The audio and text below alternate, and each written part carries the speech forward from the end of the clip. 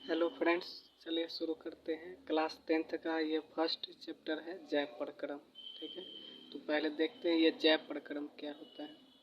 ठीक है, तो वे सभी क्रियाएं जिसके द्वारा जीवों में अनुरक्षण का कार्य होता है जैव प्रक्रम कहलाता है। ठीक है, जैव प्रक्रम के अंतर्गत आते हैं जैसे श्वसन, पोषण, उत्सर्जन, ये सभी जैव प्रक्रम कहलाते हैं। ठीक है, फर्स्ट आता है पोषण।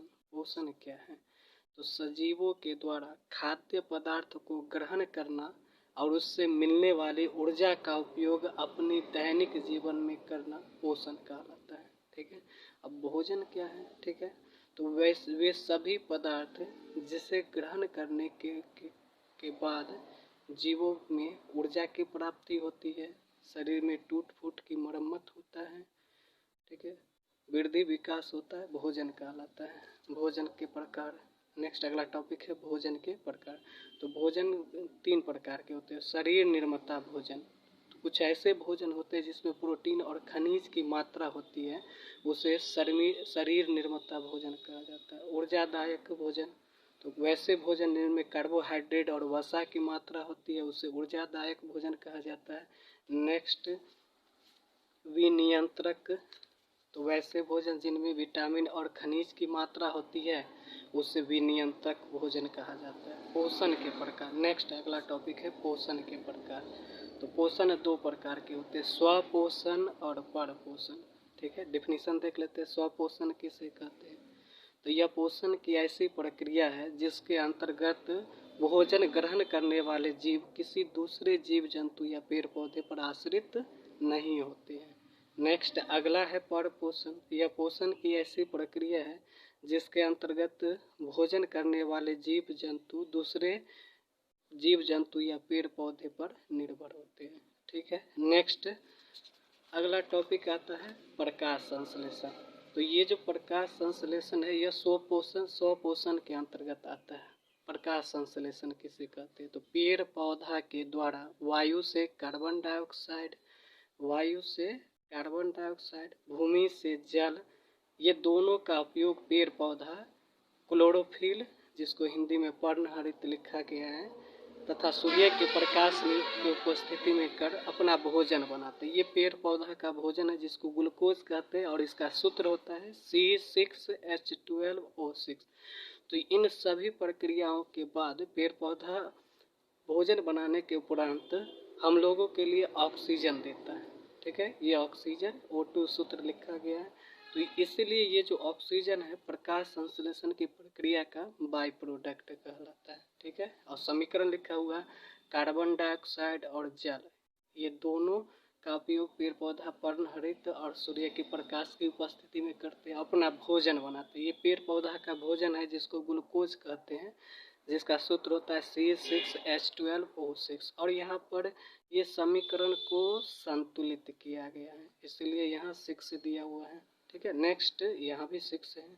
ऑक्सीजन, इधर ऑक्सीजन संतुलित किया गया, इधर कार्बन, इधर हाइड्रोजन।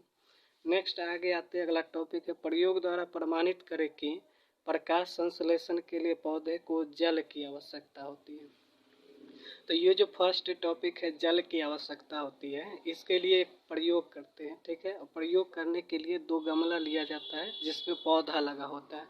अब दोनों गमलों को सूर्य की प्रकाश की उपस्थिति में रखते हैं। ठीक है, एक में नियमित तरीके से सिंचाई किया जाता है जबकि दूसरा पौधा को ज्यों का त्यों छोड़ देते हैं, और यह प्रक्रिया कुछ दिनों तक चलने दिया जाता है। कुछ दिनों के बाद जब परीक्षण किया जाता है, ध्यानपूर्वक देखते हैं, तो जिस पौधे में नियमित तरीके से सिंचाई किया गया उसमें वृद्धि विकास समुचित मात्रा में होती है, और जिसमें जल दिया ही नहीं गया तो उसमें वृद्धि विकास नहीं होता है। तो ये प्रयोग प्रमाणित करता है कि प्रकाश संश्लेषण है प्रकाश की आवश्यकता। अब इस प्रयोग को प्रमाणित करने के लिए गमले में लगा 2 पौधा लेते हैं, एक को सूर्य की प्रकाश की उपस्थिति में रखते हैं और दूसरे को बंद कमरे में रख दिया जाता है जहां सूर्य की प्रकाश न पहुंच सके। अब दोनों पौधों को कुछ दिनों के लिए छोड़ा जाता है और दोनों पौधों में नियमित तरीका से सिंचाई किया जाता है। कुछ दिनों के बाद जब परीक्षण करते हैं तो देखते हैं जो पौधा सूर्य की प्रकाश की उपस्थिति में था उसमें सही तरीके से वृद्धि विकास हुआ, और जो पौधा बंद कमरे में था उसमें वृद्धि विकास सही तरीके से नहीं हुआ। तो यह प्रयोग भी प्रमाणित करता है कि प्रकाश संश्लेषण की प्रक्रिया के लिए पौधे को प्रकाश की आवश्यकता होती है। नेक्स्ट अगला टॉपिक है अमीबा में पोषण।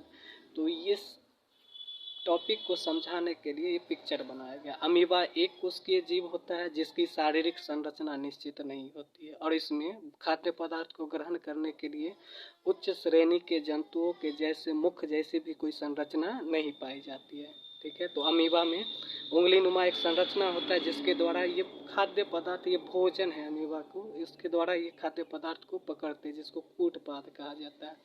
अब कूटपाद भोजन रसधानी में बदल जाता है, जहाँ से पाचक एंजाइम निकलते और भोजन को पाचित करना शुरू करते हैं। तो भोजन को पाचित करने के बाद कुछ ऐसे भी पदार्थ होते हैं भोजन में जो पचता नहीं है। तो ये अपचे भोजन को शरीर से बाहर निकालने के लिए भी अमीबा में कोई निश्चित स्थान नहीं होता है। इसके लिए अमीबा के शरीर में अस्थायी छिद्र का निर्माण होता है और अपचा भोजन शरीर से बाहर निकाल दिया जाता है। तो ये अमीबा में पोषण की प्रक्रिया था, जिसको 3 भागों में बांटा गया। अंतर्ग्रहण, जिसमें भोजन ग्रहण करता है अमीबा।